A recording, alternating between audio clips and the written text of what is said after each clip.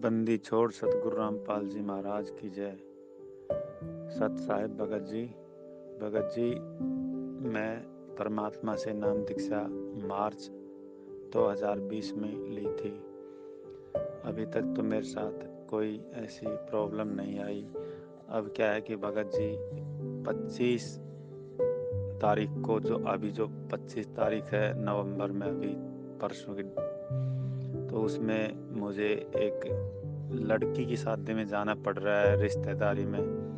तो वहाँ पर क्या है कि कन्यादान भी देना पड़ेगा और एक साड़ी भी देनी है।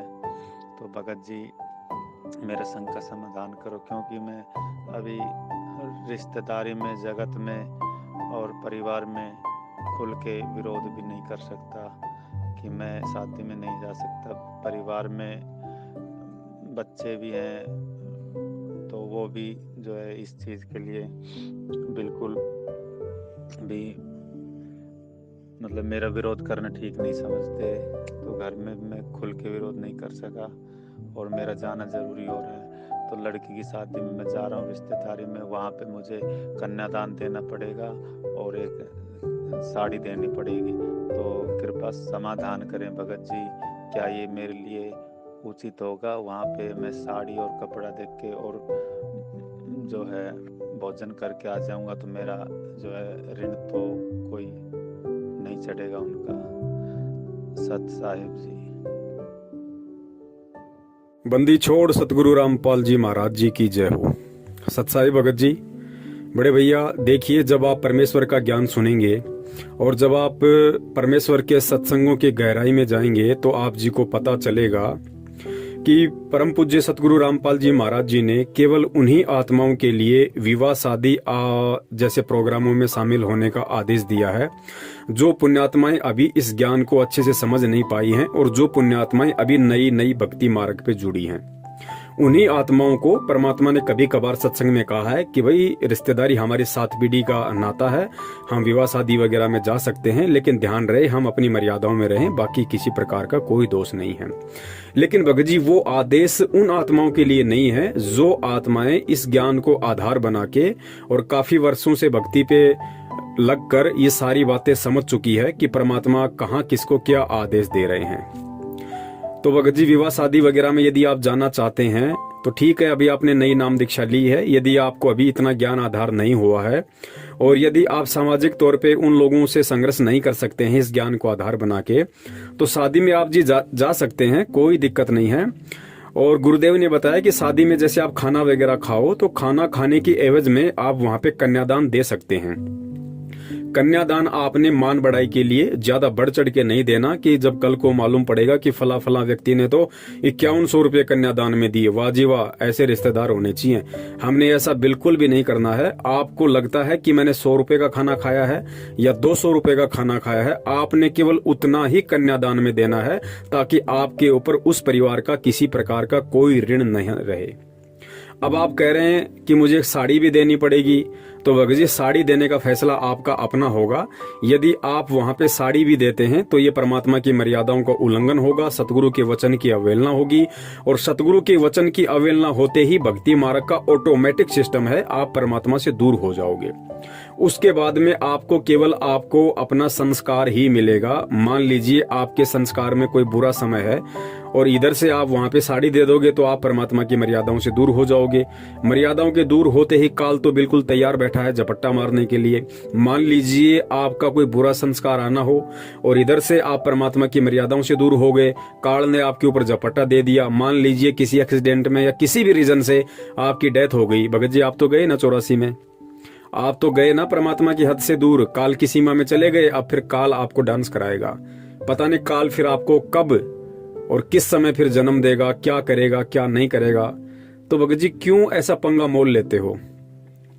अरे हम सतलोक क्या खाक जाएंगे जब हम इन छोटी छोटी बातों से हम घर वालों का, परिवार वालों का, आड़ोसी पाड़ोसियों का, समाज वालों का संघर्ष तक करने के लिए तैयार नहीं है, तो सतलोक क्या हम खाक जाएंगे? सतलोक के लिए तो परमात्मा कहते हैं तुम्हें इतना दृढ़ बनना पड़ेगा कि जब तुम काल के सामने जाके खड़े हो जाओगे तो काल भी तुम्हारे को देख के गर्दन नीची कर लेगा। यानी परमात्मा भगत को काल से भी ज्यादा पावरफुल बनाएंगे इस भक्ति की शक्ति से। और आज हम रिश्तेदारों के यहाँ पे हम उनका सामना नहीं कर सकते कि साड़ी नहीं दूंगा तो रिश्तेदार क्या कहेगा, दो लोग क्या कहेंगे कि साड़ी देने के लायक भी नहीं रहा तू, क्या तेरे घर में इतना टोटा आ गया। भगत जी परमात्मा ने स्पष्ट बोल रखा है कि लोक लाज मर्याद जगत की तृण जू तोड़ बगावे, जब कोई राम भगत गति पावे। हमने ये लोक लाज, ये मर्यादा, ये परंपराएं, ये तिगड़मबाजी भगत जी अब इनको छोड़ना पड़ेगा। अब हम बच्चे नहीं हैं और ये कोई 650 साल पहले वाला टाइम नहीं है। आज परमात्मा ने खुल के अपना मूल ज्ञान दे दिया, बरसात कर दी अपने ज्ञान की। अब भी यदि कोई इस ज्ञान को आधार बना के संघर्ष नहीं करता है, डट के भक्ति नहीं करता है, तो भगत जी फिर वो आत्मा सतलोक जाने के लायक नहीं है, अधिकारी नहीं है। फिर क्या हम सतलोक जाएंगे? काल के सामने क्या खाक हम वहां पे सीना तान के खड़े होंगे जब हम यहाँ से जाएंगे, जब अब हम रिश्तेदारों का सामना तक नहीं कर सकते, हम उनको समझाने में समर्थ नहीं है, हम उनको नहीं समझा सकते। बताओ कि भाई मैंने सतगुरु रामपाल जी महाराज जी को अपना गुरु बना रखा है और उस भक्ति मार्ग में इस तरह के हमारे कुछ नियम हैं और ये लेने देने से हमारा आपस में ऋण संबंध बढ़ता है। ऋण संबंध के कारण ही आज हम रिश्तेदार बने हुए हैं। कल को मरने के बाद कोई गधा बनेगा, कोई घोड़ा बनेगा, तो भाई मैं ऐसे पंगे में पाऊं क्यों दूं? तो भगत जी ये संघर्ष करो। कब करोगे? आज उसके साड़ी दे रहे हो, कल को दूसरे की शादी आ गई, परसों तीसरे की आएगी। ये तो चक्कर है, यहाँ पे चलता रहेगा। ये काल की चक्की भगत जी हमेशा चलती रहेगी। कब तक आप लोग पिसते रहोगे? तो संघर्ष करना पड़ेगा, चाहे आज कर लो चाहे कल कर लो। आप साड़ी क्या, चाहे भगत जी वहां पे गाड़ी दो। आप परमात्मा आपको मना थोड़ी कर रहे हैं कि आप साड़ी मत दो। आप चाहे वहां पे हेलीकॉप्टर दो, लेकिन कल को जब आपका बुरा संस्कार आएगा और परमात्मा की मर्यादाओं से आप दूर हो जाओगे, फिर आपके ऊपर जो बीतेगी, फिर भगत जी परमात्मा को मत कहना, फिर मालिक से अरदास मत करना फिर, क्योंकि परमात्मा ने तो पहले ही आपको चेता दिया। आपके माध्यम से दास का मतलब है परमात्मा ने पूरी संगत को चेता रखा है कि आपने किस तरीके से करना है, किस तरीके से नहीं करना है। इस भक्ति मार्ग में आने के बाद, उसके बाद भी यदि कोई अपनी चलाता है, अपनी मनमानी करता है इस भक्ति मार्ग में, भगत जी फिर परमात्मा दोषी नहीं है। फिर उसमें फिर जैसा उसका संस्कार है फिर जीव को मिलेगा। दुख है तो फिर दुख ही भोगने पड़ेंगे। इस चीज को पहले नोट कर लेना भगत जी। तो और ये सारी बातें भगत जी नाम दीक्षा लेने से पहले आप लोगों को मालूम करनी चाहिए थी। जल्दबाजी में नाम दीक्षा लेने से कोई फायदा नहीं होता है। आप लोगों को पहले कम से कम साल भर तक सत्संग सुनने चाहिए थे। सत्संग जब आप सुनते तो आपको इस तरह की बातों का मालूम पड़ता, फिर आप डिसीजन लेते कि भैया मैं नियम निभा पाऊंगा या नहीं निभा पाऊंगा, तो फिर उसके बाद आप नाम दीक्षा लेते। तो ये सारी बातें भगत जी नाम दीक्षा से पहले की होती हैं। अब आप पूछ रहे हो ये सारी चीजें बाद में कि मुझे साड़ी भी देनी पड़ेगी। भैया चाहे साड़ी दो चाहे गाड़ी दो, परमात्मा मना नहीं करेगा, ना आपका हाथ पकड़ेगा उस समय। लेकिन जब परमात्मा के शरण से दूर होने के कारण और जब आपका ऐसा कोई संस्कार आ गया और जब दुर्गतियां शुरू होंगी भगत जी, उस समय परमात्मा को मत कहना, उस समय फिर आपको अपना संस्कार ही मिलेगा। तो ये सारी बातें आप लोगों को पहले सोचनी पड़ेंगी। अब परमात्मा हर एक व्यक्ति को थोड़े भगत जी समझाएगा, सारी चीजें बताएगा।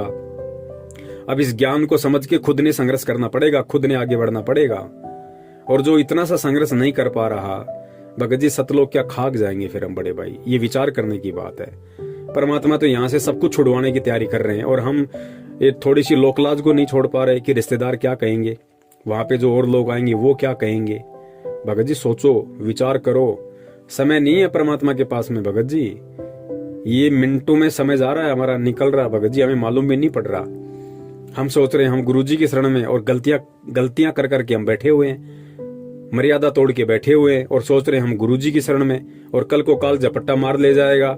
आपको देख के या किसी ऐसे व्यक्ति को देख के उसके आड़ोसी पाड़ोसी और गुरु जी से नफरत करेंगे कि ये तो रामपाल जी का चेला था, फिर इसके साथ ऐसा क्यों हो गया। अब उनको थोड़े पता है कि रामपाल जी का चेला था या फिर ये काल का चेला था, ये कब का मर्यादा तोड़ के बैठा हुआ, उसमें रामपाल जी क्या करेंगे भाई। तो भगत जी सोचो, समझो, विचार करो। हिम्मत करनी पड़ेगी, चाहे आज कर लो चाहे कल कर लो। और ये छोटी छोटी बातें तो बहुत ही तो कॉमन सेंस की बातें हैं भैया। ये बातें तो आपको समझ में आ जानी चाहिए कि भाई ऋण संबंध के कारण ही तो हम यहाँ पे फंसे पड़े हैं।